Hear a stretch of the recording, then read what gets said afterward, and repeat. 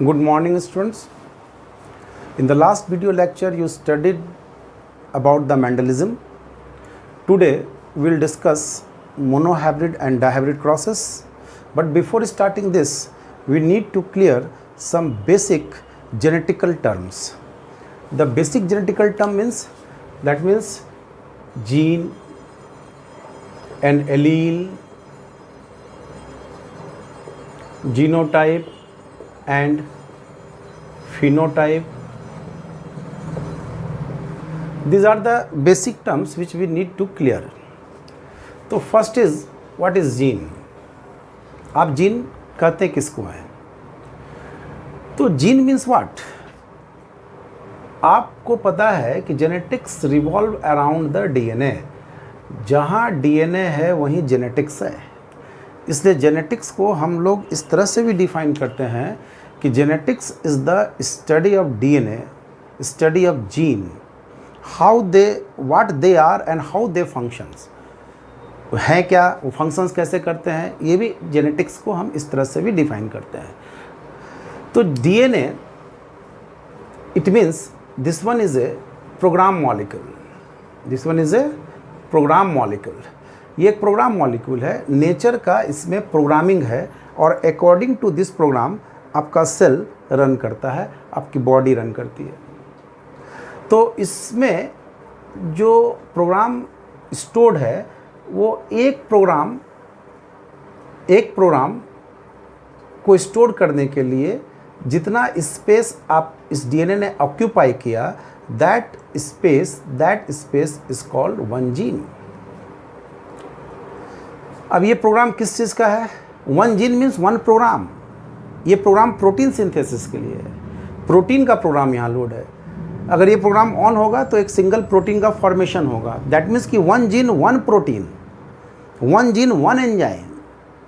तो ये जीन का मीनिंग ही है कि जीन को आप कह सकते हो कि this one is A portion of DNA. एक डीएनए का पोर्शन को आप जीन कह रहे हैं. किस पोर्शन को? जितने पोर्शन में एक कंप्लीट प्रोग्राम को आपने लोड किया है ना. एक कंप्लीट प्रोग्राम को लोड करने में जितना स्पेस ऑक्यूपाई किया गया है, that space, that part is called one gene. अब है कि एलील किसको कहते हैं आप? तो एलील वर्ड जो है आप कहते हैं alternate form of gene. Gene का अल्टरनेट फॉर्म कहते हैं. जैसे आप इसी डीएनए को आप लाइन से रिप्रेजेंट करते हो और कहते हो क्रोमोजोम है. एक्चुअल में इस लाइन में आपको ये दिखना चाहिए, इसका इमेज दिखना चाहिए, डीएनए का इमेज दिखना चाहिए. ये एक रिप्रेजेंटेशन है. आप क्रोमोजोम को एक लाइन से रिप्रेजेंट करते हो, दैट इज डीएनए को लाइन से रिप्रेजेंट कर दिए, और जीन को आप पॉइंट से रिप्रेजेंट करते हो. Genes are represented by the point. इसलिए हम एक पार्टिकुलेट इनहेरिटेंस की बात करते हैं कि जिनको आप पार्टिकल नेचर से डिनोट करते हो. एक्चुअल में ये एक पोर्शन ऑफ डीएनए है जिसमें एक कंप्लीट प्रोग्राम का लोडिंग है. ठीक. अब चूंकि हम लोग डिप्लॉयड हैं, एक सेट क्रोमोजोम मदर से आया है, एक सेट फादर से आया है, इसलिए हर प्रोग्राम का 2 कॉपी होगा. तो एक प्रोग्राम का जो 2 कॉपी है that is called allele. Suppose यहाँ पर ये हाइट का इस जगह पर सपोज हाइट के लिए जीन है. तो हाइट इज द करेक्टर. इसका 2 फॉर्म टॉल और ड्वार्फ होगा. ये आपका हाइट इज द करेक्टर. तो कहते हैं कि genes are set to be allele when they occupy similar position on the chromosome. ये अगर यहाँ पर सपोज करो कैपिटल टी टॉल के लिए है और दूसरा फैक्टर यहाँ पर टॉल या डॉर्फ मान लो स्मॉल टी है, तो this capital T and this small T, this 2 are the allele. ठीक है. आप इसको एलील इसलिए कह रहे हैं कि because they occupy in the same position. ठीक है. जीन्स को एलील तभी कहेंगे when they occupy the similar position on the chromosome. जैसे सपोज करो कि ये आर है, ये स्मॉल आर है, तो this capital R and small R the allele. ये एक जीन का 2 एलील है, ये एक जीन का 2 एलील है, लेकिन ये दोनों 2 डिफरेंट जीन हैं. ये दोनों एलील नहीं होगा, क्योंकि सेम पोजीशन पर नहीं है। अगर ये ट्रिप्लॉइड है, अगर ट्रिप्लॉइड है, ठीक, जैसे एंडोस्पर्म ट्रिप्लॉइड होता है, तो एक पोजीशन पर सेम लोकेशन पर 3 पॉइंट बनेगा, तो उसमें 3 एलील होगा, ठीक। तो genes are said to be allele when they occupy the similar position on the chromosome. माने ये आप कह सकते हो alternate form of a gene. जैसे आपको एक कॉमन सिंपल एग्जांपल देते हैं, जैसे मान लीजिए आप कहते हो हैंड, तो हैंड इज द जीन। तब हैंड का 2 रूप है, 2 alternate form, right hand and left hand. तो आपने कहा राइट हैंड तो मतलब एलील बोला, लेफ्ट हैंड मतलब एलील बोला, हैंड मतलब जीन हुआ। तो करेक्टर को रिप्रेजेंट करने के लिए आप हमेशा जीन बोलते हैं। अब क्वेश्चन ये है कि इसी करेक्टर को आप ट्रेट भी कहते हो, ठीक। जैसे tall and dwarf are the trait, are the contrasting trait. ये दोनों कॉन्ट्रास्टिंग ट्रेट हैं। और height is the character. Height क्या है? करेक्टर है। अब सेकेंड वर्ड है, ये तो हुआ जीन और एलील। अब सेकेंड है कि जीनोटाइप किसको कहते हैं? तो आप कहते हो कि set of allele is called genotype. अब जीनोटाइप आप के लिए what is genotype?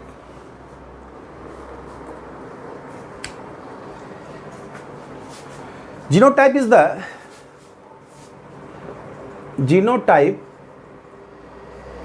is the set of allele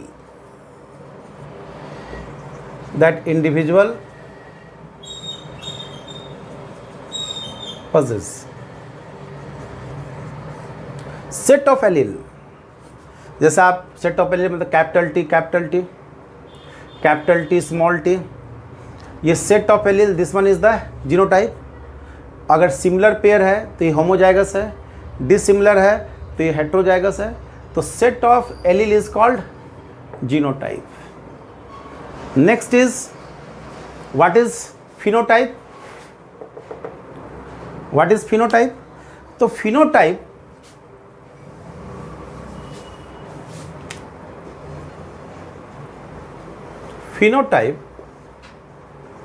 is any character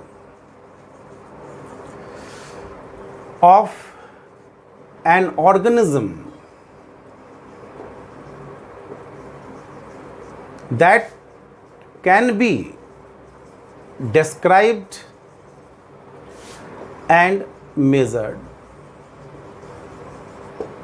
That can be described and measured.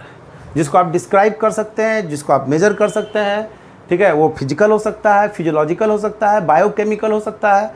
जैसे आप कहते हो कि शेप, साइज, कलर, ठीक है, any character of an organism that can be describe and measured, जिसको आप describe कर सकते हो, जिसको आप मेजर कर सकते हो। जैसे अगर आप कहोगे ब्लड ग्रुप, ब्लड टाइप्स, ये भी आपका फिनोटाइप है। तो फिनोटाइप्स फिजिकल भी हो सकता है, फिजियोलॉजिकल भी हो सकता है, बायोकेमिकल भी हो सकता है। तो फिनोटाइप को हम लोग इस तरह से डिफाइन करते हैं कि any character of an organism that can be describe and measured is called phenotype. तो these are some basic terms perhaps you have already discussed in the previous video lecture. Next one is the monohybrid cross, single pair of contrasting characters। Mendel study किया one character at one time. एक Mendel के success का सबसे बड़ा कारण था he studied one character at one time. जैसे आपने यहाँ पर सपोज कीजिए हाइट एक करेक्टर लिया, हाइट इज ए करेक्टर, ठीक, और इसका कॉन्ट्रास्टिंग ट्रेट्स जो हैं वो टॉल है और ड्वार्फ है। और एक बात समझने की है कि एक कैरेक्टर का जितना भी फॉर्म होगा उसमें उतना ही एलील्स होंगे। सपोज कि आई कलर इज़ द कैरेक्टर। अगर ड्रोसोफिला में आई कलर 7 है 7 आई कलर्स है, रेड है, वाइट है, प्रिकॉट है, ठीक है, ग्रीन है, मान लो 7 आई कलर्स हैं, 7 आई कलर्स हैं ड्रोसोफिला में। तो आई कलर इज़ द करेक्टर, और एक करेक्टर के जितने भी रूप होंगे, जितने फॉर्म्स होंगे, तो इसमें कितने फॉर्म्स है? 7 फॉर्म्स है। इसका मतलब है कि उसमें 7 एलील्स होंगे। मेंडल ने जो स्टडी किया वो एक करेक्टर का 2 ही फॉर्म था, जैसे हाइट लिया तो टॉल और ड्वार्फ 2 ही फॉर्म है, इसलिए एक जीन का 2 ही एलील हुआ। जैसे मान लो मेंडल सीड का शेप लेता, सीड शेप, तो round seed and wrinkle seed, तो इसमें भी 2 ही फॉर्म है, इसलिए एक जीन का 2 ही एलील होगा। तो मेंडल का स्टडी करने का मकसद, या हमारा स्टडी करने का मकसद जेनेटिक्स में, सबसे पहले हम ये समझ गए कि एक जीन में 2 एलील्स होते हैं। जैसे सपोज करो कैपिटल टी स्मॉल टी, एक जीन में 2 alleles, capital R small R दूसरा जीन है, ये 2 एलील है इसका, ये दोनों 2 डिफरेंट जीन है। तो हम जेनेटिक्स में सबसे पहले स्टार्ट कर रहे हैं इंटरैक्शन को समझने के लिए। इंटरैक्शन को समझना हमको, जैसे कैपिटल टी स्मॉल टी यदि एक साथ आया हेटेरोजाइगस फॉर्म में, तो ये टॉल हुआ, तो आप यहाँ डोमिनेंट का कंसेप्ट लाए कि ये 100% एक्सप्रेस हुआ, ये अपना 0% एक्सप्रेस हुआ, इसलिए एक टॉल हुआ। तो interaction between the 2 alleles, 2 allele के बीच इंटरैक्शन आप पढ़ रहे हैं। एक जीन में 2 एलील के बीच इंटरैक्शन पढ़ रहे हैं, चाहे आप मोनोहैबिट क्रॉस पढ़ें, चाहे इनकम्प्लीट डोमिनेंस पढ़ेंगे, को डोमिनेंस पढ़ेंगे। उसके बाद फिर इंटरैक्शन बिटवीन द 2 जीन हम पढ़ेंगे। जब हम इसमें समझ जाएंगे तो हम बिटवीन द 2 जीन, मतलब कैपिटल टी और कैपिटल आर के बीच इंटरैक्शन पढ़ेंगे। तो इंटरैक्शन बिटवीन द 2 जीन, ठीक। अब ये 2 डिफरेंट जीन है, 2 डिफरेंट लोकेशन पर है।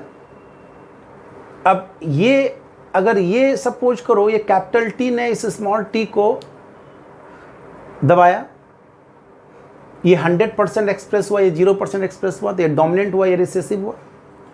लेकिन यही केस अगर हम यहाँ देखे होते कि इस कैपिटल टी अगर एक कैपिटल आर को दबाया होता, तो ये 100% एक्सप्रेस और ये 0% एक्सप्रेस, तो यहाँ डोमिनेंट का केस नहीं होगा। डोमिनेंट के केस के लिए कंडीशन है कि 2 एलील ही होना चाहिए, 2 एलील के बीच ही डोमिनेंट वर्ड लगेगा। ये 2 डिफरेंट जीन है, ठीक है। तो इंटरैक्शन बिटवीन द 2 जीन है, ये इंटरजीनिक है, इसलिए यहाँ पर नया टर्म एपिस्टैसिस का यूज करेंगे हम, जो हम लोग बाद में पढ़ेंगे, ठीक है। पहले तो हम मोनोहैबिट क्रॉस को देखें कि मेंडल्स का मोनोहैबिट क्रॉस क्या है, क्या कंक्लूजन डिराइव होता है उससे।